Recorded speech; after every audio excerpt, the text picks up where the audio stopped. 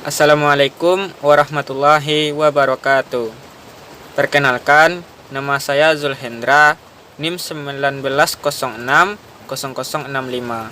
Prodi Ekonomi Pembangunan. Video ini merupakan tugas pertemuan kelima dari mata kuliah Sejarah Pemikiran Ekonomi. Dalam kesempatan kali ini, saya akan menjelaskan materi tentang sosialisme sebelum Marx. Dalam materi ini saya akan menyampaikan beberapa poin. Yang pertama itu pengertian sosialisme atau komunisme. Yang kedua sosialisme utopis.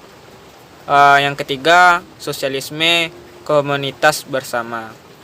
Baik, kita masuk ke poin yang pertama, yaitu pengertian sosialisme atau komunisme. Dalam kehidupan sehari-hari, istilah sosialisme digunakan dalam banyak arti.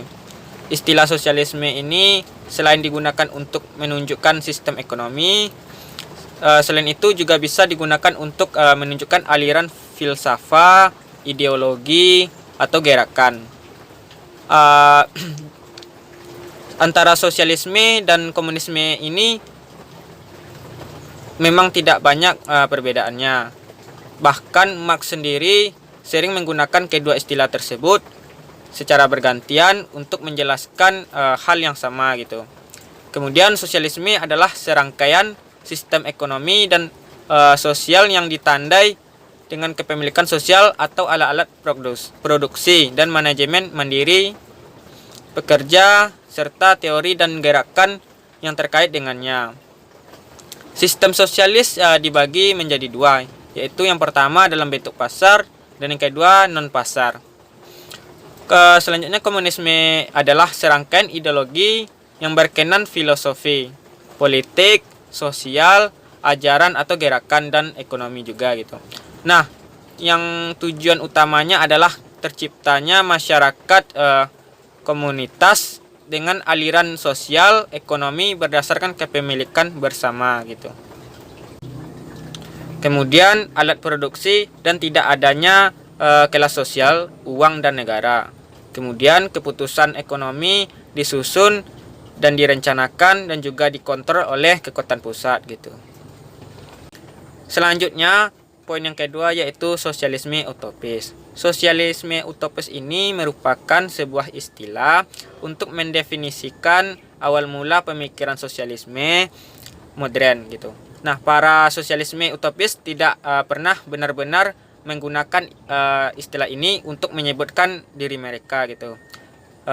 Kemudian istilah sosialisme ini awalnya diperkenalkan oleh Marx dan kemudian digunakan oleh pemikir-pemikir sosialis setelahnya gitu. Nah, untuk menggambarkan awal kaum sosialis intelektual yang menciptakan hipotesis masa datang, nah dari penganut paham egalitarian dan masyarakat komunis tanpa semata gitu. Nah, mata memperhatikan diri mereka sendiri dengan suatu cara di mana komunitas masyarakat seperti itu bisa diciptakan atau diperjuangkan gitu. Kata utopis ini diambil dari kisah Pulau Utopia karangan Thomas More. Kemudian karena sosialisme utopis ini lebih merupakan sebuah kategori yang luas dibanding sebuah gerakan politik yang spesifik, maka sebenarnya sulit untuk mendefinisikan secara tepat istilah sosialisme utopis ini gitu. Kemudian sosialisme utopis dalam kultur modern. Salah satu yang paling terkenal adalah United Federation of Planets yang dilukiskan pada kuah Star Trek The Next Generation. Di sana tertulis tidak ada kekurangan, tidak ada kemiskinan, tidak ada kejahatan, dan tidak ada ketidakpedulian terhadap dunia. Semua orang bekerja untuk kemajuan bagi semua umat manusia, bukan lagi untuk kekayaan dirinya sendiri gitu, sesuai dengan ketetapan federasi. Selanjutnya poin yang ketiga yaitu sosialisme komunitas bersama. Tulisan-tulisan yang berisi cita-cita para sosialis utopia merupakan hal-hal yang bersifat utopia atau angan-angan atau sekedar imajinasi. Meskipun memiliki pemikiran yang sama, sosialisme komunitas bersama tidak hanya bersifat konseptual, tetapi melainkan berusaha untuk merealisasikannya cita-cita tersebut melalui pembentukan desa-desa, komunitas-komunitas, koperasi, atau pabrik sebagai modelnya. Kemudian Robert Owen dari tahun 1771 sampai dengan tahun 1858. Ia seorang pengusaha kain dari Wales. Ia merupakan seorang penganjur sosialisme sejenis ini. Ia mulai mencuri perhatian saat mengoperasikan sebuah pabrik tekstil di New Lanark di Skotlandia yang menguntungkan tetapi mampu menunjukkan praktik bisnis yang lebih manusiawi gitu. Nah, di pabriknya itu ia tidak mempekerjakan anak-anak yang di bawah usia 10 tahun. Ia memberikan rumah bagus bagi para pekerja-pekerjanya. Ia juga membatasi waktu bekerja itu hanya 10 jam per hari dan tidak menerapkan hukum fisik. Pabrik yang digunakan ini sebagai model perbaikan kesejahteraan pekerja yang dikenai dengan sebutan paralelogram gitu.